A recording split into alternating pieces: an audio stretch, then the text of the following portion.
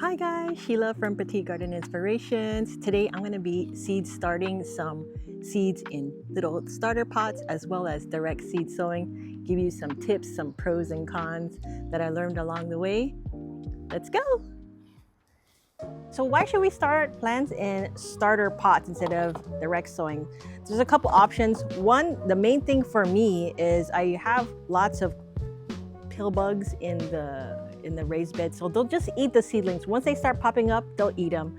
So that's the reason why I started. Also, for people who are in like colder climates, it's a good idea to start them early because they have a little bit of a short season, so they have to start them indoors in pots. You can't plant them outside because it's too cold. So those are a couple of reasons why you would start seeds in pots instead of direct sowing. All right, so we got 3 different systems here. Vego is the first one here. I have a few sizes of this one, and it comes in a nice carrying tray. This one is probably one I use the most. And then for bigger seeds, we could put this in here. And then I have also this one. I like to use this for a little bit slower starting seeds and like little tiny flower seeds or something like that. The second one is Epic Gardening. And there's quite a few different sizes, and just depending on what you're sowing. We have 3-inch, 4 cells. They come in also the 4-inch tall. This one, again, for slow starting seeds or flower seeds, and then the 6 cell. And then finally we have the GreenStalk, which is really nice here. Comes in actually 2 trays. This tray here has some holes that you can drain the seedlings in, and then or you could just saturate it and use it on this tray and just leave it on there when you want to bottom water.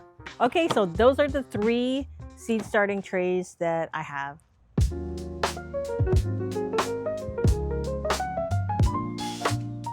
I like to stay in the garden all day.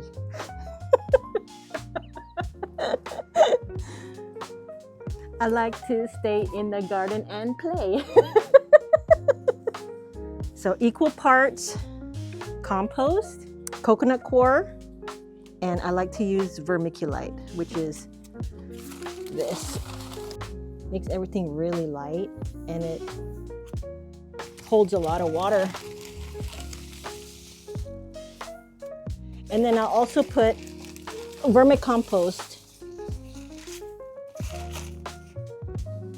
You might want to wear a mask. It's very, very, very dusty and not good for your lungs. Nice and fluffy. And then now I'm going to add some compost.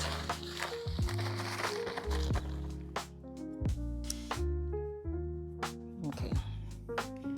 A little bit of vermicompost, which is worm castings. Just a little bit goes a long way. So we're gonna add a little water. Just so that it's all moist.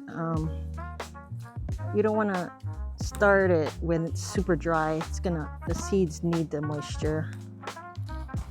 And it's easier to pot up when it's a little moist. This is what you want. When you squeeze it, there's not water coming out, but it still holds its shape and it crumbles easily. That's perfect.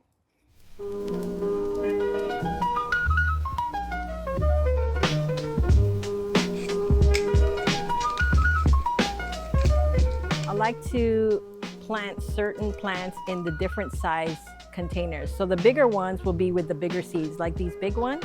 I'll put like zucchini in it because they're a lot bigger. And then these smaller ones, I'll put stuff that will probably take a little bit longer to grow and don't need that much soil to start with. So I'm just separating them out into different pots, or starter pots where I want them to grow. So we'll do tomatoes here and here.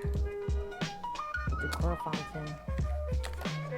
These are my plant markers. I use popsicle sticks. I used to use the plastic ones. They're a lot cheaper and you could get more of them. but I found that when I stick them in the ground a little bit later, I'll just find them everywhere in the garden, and you just have to keep picking them up. These ones biodegrade, you could just leave them, so I've chosen to use biodegradable ones. Okay, so I labeled everything ahead of time. I find it a lot easier to label it, put all of the packets on top of which trays you want to sow. It just makes everything go a lot smoother instead of doing one by one. Just a little tip. So now I'm going to fill it up with our prepared seed starting soil that we made, and then get a planting. And I'm going to put on my shades because it's getting really bright. Okay, so here's the soil that we prepared earlier. We're going to just fill up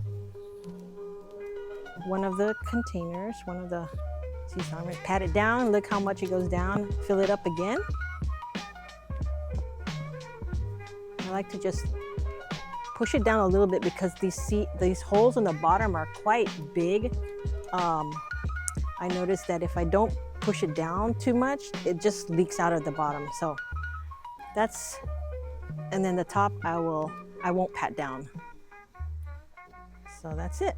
That's how I fill up my seed containers. All right, so this one I'm gonna be putting in a zucchini, and I'm gonna place a little hole about 1/2 inch deep. You could put 1 to 2 seeds, but since this is 4 cells, I'll just do 1 in each. And then cover it up, and then we water in.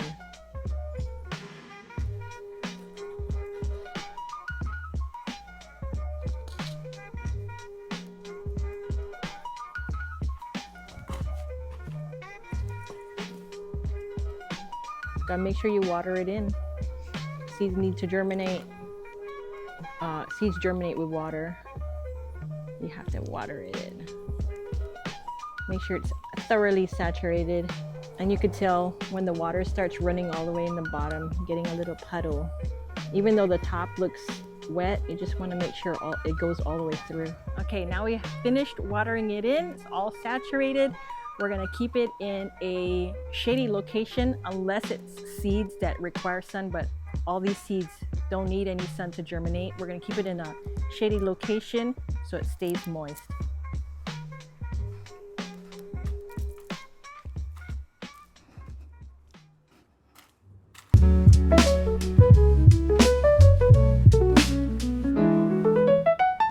There's a couple of seeds that I would never plant in a starter pot, like carrots. They're a deep-rooted vegetable, and they just perform a lot better if you direct sow them into the ground. They don't transplant well. A lot of times they're not very successful. Another root vegetable is radishes, and then I also like to direct sow snow peas. They do really well. And I'm gonna plant it right next to our cucumbers. And I'm just gonna sprinkle it a little bit into here, and then kind of just cover them just lightly, and then water it in. Easy as that. We wanna make sure that the soil is consistently moist so that the seeds can germinate. Now you know the difference between the two, starting them in the trays or direct sowing them. I hope you find that helpful. If you have any questions, leave them in the comments. I'll see you back in the garden.